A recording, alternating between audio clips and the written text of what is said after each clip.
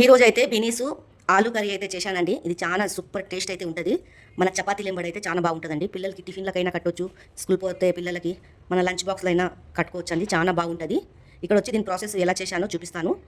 ఆలునైతే చిన్న చిన్నగా కోసుకున్నానండి. 2 ఆలు అయితే తీసుకున్నాను. బీనీస్ తీసుకున్నానండి నేను. ఒక టమాటా, ఒక 2, 3 పచ్చిమిర్చి. ఫస్ట్ అయితే ఇలా మూకడ పెట్టుకొని ఒక 3 చెంచాలు నూనె అయితే పోసుకున్నాను. నూనె అయితే ఎక్కువ ఏం పట్టదండి దీంట్లో. సింపుల్గా టేస్టీగా రెడీ అయిపోతుందండి ఇది ఫ్రై. చాలా బాగుంటుంది. చూడండి, ఫస్ట్ కొంచెం జీలకర్ర వేసుకున్నాను, తర్వాత కొంచెం సోంపు, తర్వాత ఈ కోసి పెట్టుకున్న ఆలు, ఇవన్నీ అయితే వేసేసి కలపెట్టుకోవాలండి.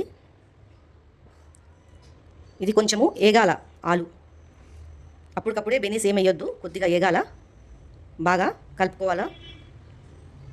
ఒక 5 నిమిషాలు అయితే ఏగనియాలండి. కొంచెం ఇట్లా బ్రౌన్ కలర్లో రావాలా ఆలు. నేనైతే మూత అయితే పెడుతున్నాను ఒక 5 నిమిషాల గురించి. చూడండి, ఇలా కొద్దిగా ఏగిపోయాక అప్పుడు బెనీస్ వేయాలా. చాలా టేస్ట్ అయితే అవుతుందండి ఈ కర్రీ అయితే. నా ఛానల్ ఎవరైనా ఫస్ట్ టైం చూసినట్లయితే లైక్, సబ్స్క్రైబ్ అయితే చేయండి. తర్వాత ఒక టమాటా వేసేసాక పచ్చిమిర్చి వేసాక కలుపుకోవాలండి. కలిపేసి ఒక్కొక్క నిమిషంలా మూత పెట్టి చూస్తూనే ఉండాలి, నిమిషంకి, లేకపోతే కింద మాడిపోతుంది. కొద్దిగా పసుపు వేసుకోవాలా, రుచికి సరిపోయేంత సాల్ట్ వేసుకోవాలా, బాగా కలపెట్టుకోవాలండి. మంట ఎక్కువ పెట్టొద్దు, స్లో మంట మీద పెట్టి వేపాల. అంత స్లో అంటే అంత స్లో కూడా పెట్టొద్దు, మీడియం మంట మీద పెట్టి వేపాలండి, కింద మాడిపోతుంది. మూత పెట్టేయాలండి. ఇక కలిపేసుకున్నాక అదే ఆవులకైతే ఉడుకుతుంది. నీళ్ళు ఇట్లా పోసేది ఏం అవసరం లేదు. మూత పెట్టి పెట్టేస్తున్నానండి. ఇక్కడ వచ్చేసి ఒక 5-6 ఎండిన మిర్చి, అల్లము, దాల్చిన చెక్క, పచ్చి కొబ్బరి అండి. మీ దగ్గర ఎండిన కొబ్బరి ఉంటైనా తీసుకోవచ్చు, లేకపోతే పచ్చి కొబ్బరి అయినా తీసుకోవచ్చు. ఇలా గ్రైండర్ అయితే పట్టుకోవాలండి. పక్కకు పెట్టుకోవాలా.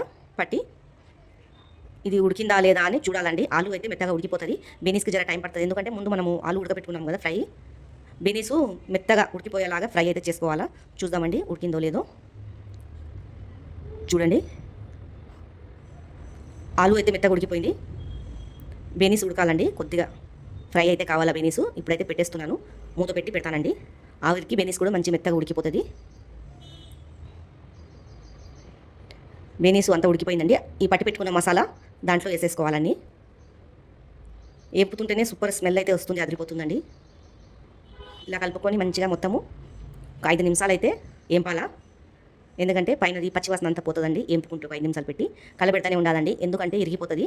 అంత బాగా అట్లా గట్టిగా చేయొద్దు, మెల్లగా కలబెట్టుకోవాలా.